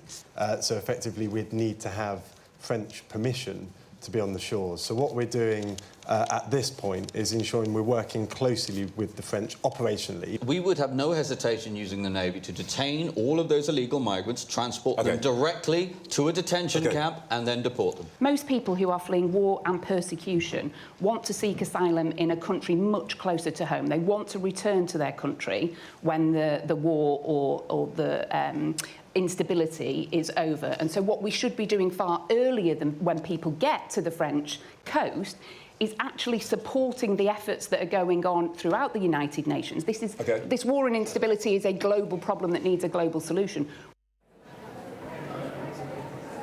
Diane, you feel the numbers are an invasion and you seem frustrated that we are seemingly unable to do nothing about it. You were given reasons there of having no jurisdiction in France, and you know, we've spoken to people here on Sky News, members of the public, who are frustrated that these small boats are picked up and essentially escorted to UK waters and to shore.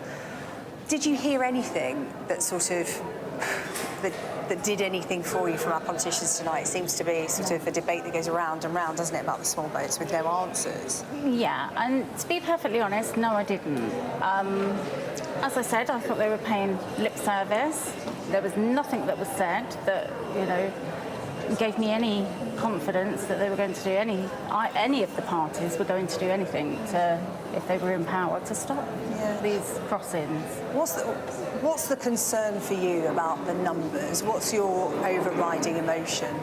I think it's the fact that there are a considerable number. They are young men. A majority of them are young men. And they are undocumented. We do not know who these people are. We have no idea where they've come from. We don't know what their criminal backgrounds are. We don't know any of their history. We know nothing about them.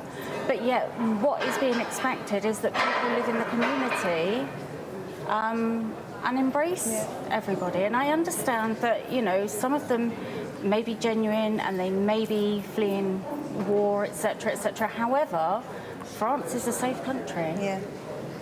I was talking about that with the lead councillor from Epping Forest as well, of course, the asylum hotel there. He was saying the exact same thing. Communities are expected to have asylum seekers in their community before they've been processed, so they haven't been checked. So, you know, that is a concern that is echoed in other parts of the country as well. Right, let's listen to your question from tonight. Labour's promised to close all asylum hotels. Where will these people be housed? And is this alternative arrangement sustainable and ethical? It's really important that we do move people out of hotels. It's an unacceptable solution to this, and the public have made that really clear. But of course, you know, I talked earlier about British values, and that means that we do the right thing. We're decent people. We're all decent people. I expect you're all decent people. And that means that if people are travelling here illegally, they should still be treated with that respect. So, of course, we're now exploring MOD sites, and I've no doubt that that accommodation will be adequate for those people. You've got families who've got no catering facilities. Hotels aren't working for the communities, like mine, like I was saying, but they're certainly not working for the people who are in them. And so we do need to process people's applications much faster so that those who've got a right to be here can get on with their life, can get a job, can contribute. Yeah, I really do understand that we didn't deliver this policy in government, but the overall policy that's going to stop all of this, stop people being in hotels, stop them being in social housing that local people desperately want, is to have a deterrent so people don't cross in the first place. We've got to ask ourselves why people are making that journey. It's because we offer, the British people are being forced to pay for a much better deal. Well, I think what came out of the debate tonight is that something that's been discussed for months now, asylum seeker hotels, Ryan, aren't working for anyone, but nobody in a position to do anything about it seems to have come up with a solution, yet it's still being discussed. Yeah, I mean, I think moving the asylum seekers from the hotels to those barracks, those war military bases, all that does really is just you're creating another problem for another day. You're moving the problem elsewhere. Just moving the problem elsewhere. All they're doing is just taking the plaster off and sticking a big plaster. That's all they're doing. Right now, I think we need to focus on sort of looking at the true problems of society today, which is the immigration debate, which is extremely important in the next general election, I believe, which is why I've come to sort of decide whether I want to continue voting for Labour or not.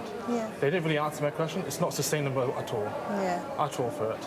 So I think that this debate didn't really show much of a promise at all, and I think that both the Labour, Conservatives and Reform, even the Lib Dems, haven't really offered us a solution to any of these problems. All they're doing is running around in circles, uttering the same thing over and over again, and they're not offering proper solutions to resolve this crisis that we're in. It's interesting, isn't it? We concentrate on the number of small boats, we concentrate on the asylum hotels, and we've been talking about flags a lot recently, but you make it really important there in terms of, you know, the solutions. Part of that is a broken asylum processing system, you know, where to house them in the meantime, all of those big issues.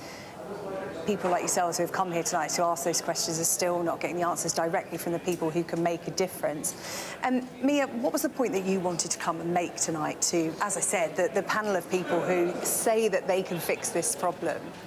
I think what I wanted to stress is that the people who are living in these hotels are in danger. I am an asylum support worker. I work with people every day who live in hotels, who are rough sleeping, who are living in completely unsuitable home office accommodation. And there are people on the streets trying to set asylum hotels on fire.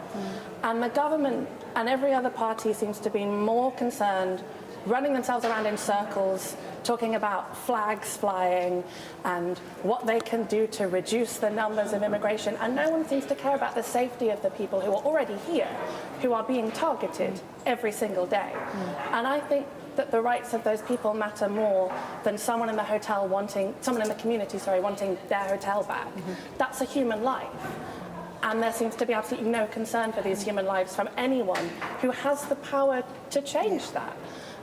And I want to ask them why, and no one really answered my question. I also really wanted to ask them about what they are doing in Gaza, why they are not ending arms sales to Israel, why they are not intervening in a genocide where 100,000 people have been killed.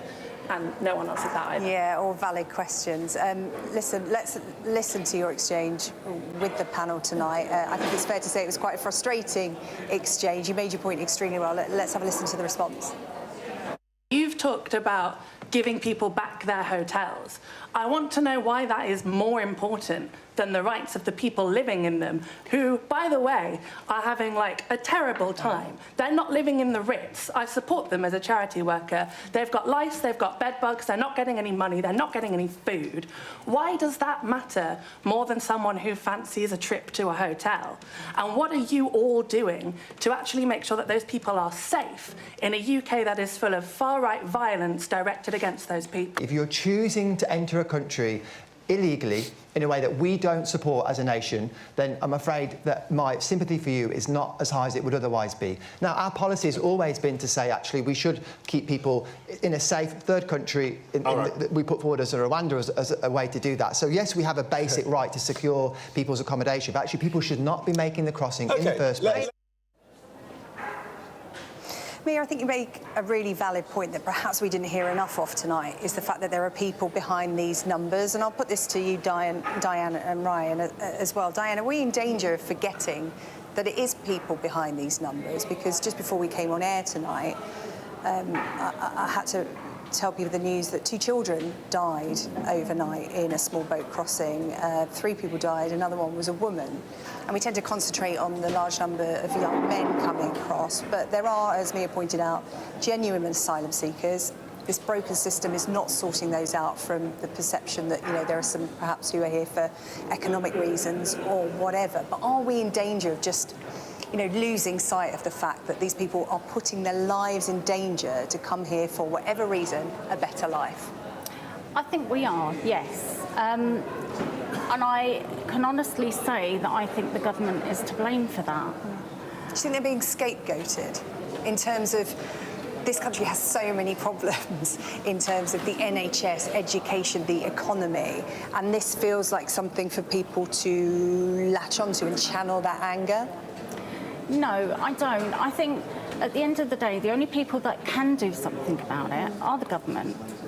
And their failure to act, to put any deterrents in place, it's putting, when you're putting undocumented people, mainly young men, into communities that are not vetted, we don't know who they are, they're undocumented, we don't know their criminal background. Communities, especially women, are feeling unsafe. Yeah. And that's the problem. And we know they are people. However, what about our safety? What about the safety of our children? I get that, but again, I'll ask you, and I'll ask you, Ryan, as well. You know, some people may say, why are there protests outside these hotels? Why aren't you protesting against the politicians in Westminster, the migrants themselves, the asylum seekers? You know, we don't hear from them very often, and they haven't been processed, so we don't know their reasons for being there, yet they are bearing the brunt of this anger. And is it being misdirected? I think it is being misdirected just a little bit. I think that there are a lot of asylum seekers which are genuinely seeking asylum. They don't want to harm anyone, they don't want to hurt anyone. They genuinely just are fleeing for their lives. It's just the minority which is making this very unfortunate for them. And I think a lot of this unrest can be directed towards the government because they are the ones that are in power. They're the ones that can do something about this crisis. Yeah. Well, listen, all the concerns raised this evening as part of the debate, legitimate and good to put to the people that, you know, say they can fix the problem, that have the power. Well, at least one party has at the moment, but others hope to have the power to do something about it in the very near future. Diane, Ryan and Mia, thank you so much for being part of the immigration debate tonight. Really appreciate your time. Let's just remind you of some breaking news this evening. This happened around half an hour or so ago. We got news that the American Conservative commentator Charlie Kirk has been shot during an event in Utah. Now, Charlie Kirk is a podcaster and author. He founded Turning Point USA, which champions conservative politics in schools, colleges and university campuses. He started it when he was just 18. He's still young. He's still in his 30s. He was hit by a single shot, we understand. This was during a speech he was making at Utah Valley University. We understand that he has been taken to hospital. His condition as yet not known. President Trump taking to Truth Social and Hearing the News to ask people to pray for Charlie Kirk, describing him as a great guy from top to bottom. Sky News understands a suspect is in custody, and we'll have more on that story in the world that follows us here at 9 o'clock with Yalda Hakeem.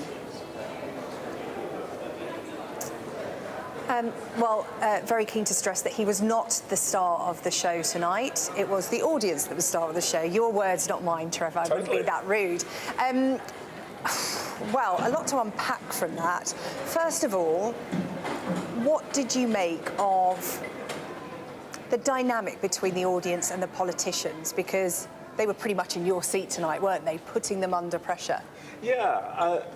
You know, an interesting thing, when we do these things, normally we try to balance them left and right, this party, that party. Yeah. But if you were going to draw a line of division in that studio tonight, it wouldn't be down the middle, left and right. It would be between the audience and the people on my side of the platform, the politicians. And there's an audience which is saying, hear what we feel strongly about, and we disagree. You know, some of us think immigration's a good thing, some of us think it's all trouble. But for God's sake, you guys at least answer what we are asking you. And on the other side, you've got politicians who, given a question, will answer another question that they've made up for themselves. And I think that in itself illustrates more than anything else why this issue feels so frustrating to so many people. Yeah. It's the real hot potato issue, isn't it? They're just juggling it, waiting for it to cool down, and it's not. If anything, it's just, you know, getting hotter. And I thought it was quite interesting that all of them agreed on, as our Deputy Political Editor Sam Coates pointed out, they all agreed on the fact that immigration is a good thing, can bring benefits. But the country is at a point now where the public just can't see that point. 70% of people thinking immigration has gone too far in this country. And I think a lot of that came across tonight. Well, I think it's really striking that even supposedly the most anti-immigration party on the panel, represented by Zia Yusuf, Zia Yusuf was, I thought, rather in some ways affecting in the way he talked about his own family's experience and the fact that his family had come and contributed to the health service and they were proud of that. And I think that that was, you're completely right, and Sam is completely right, that was a thread that ran through. What I don't think we quite got some answers to is, well, who is really valuable as an immigrant, and who should be allowed in, who should not, who is not valuable. Who are the people who are making things difficult? Who are the people who are taking more than they are giving? Which is one of the questions that was raised. And I think that if politicians really want to solve this and get the heat out of it, they are going to have to start being honest about what they really think to people, you know. And it might be, you know, that some things are going to be fingers are going to be pointed, but in the end, simply continuing to say, we can't really answer your question, what we'd like to do is to frame it in some other way, I think that's what's building up the head of steam around it. Honesty can go a long way, but something that can go even further is answers and solutions. And I was just talking to three members of the audience tonight who were frustrated that they didn't get clear answers to their questions. And one of the key issues is asylum hotels. And nobody on that panel had a concrete answer about what to do about them. You know, oh, we're in discussions, we're thinking about this, we're thinking about that. The honest answer, if they were going to be honest, was we don't know. We don't know what to do. Yeah. Well, the closer we got to it was, I think, the person, this is the Reform person, who said, put them in tents. We'll close the hotels and put them in tents. I have to say, if we had more time and I was doing Sunday morning, I think I would have then asked, well, is putting people in tents rather than in hotels really going to make that much difference to the fears that were raised by another member of the audience about, you know, crime and the safety of children and so on? But I thought the interesting and very interesting point of view came from Lisa Smart, the Lib Dem. She said very quietly, I suppose, asylum hotels were places where a lot of people had them wedding receptions and so on, and that's partly what's making this such a potent issue. Such an emotional issue, and moving time seekers out of hotels to other places, as an audience member said, just moves the problem elsewhere. Trevor, thank you very much. Trevor Phillips, our host of the immigration debate. Well, that was our debrief. Up next, it's The World with Yalda Hakim. Stay tuned.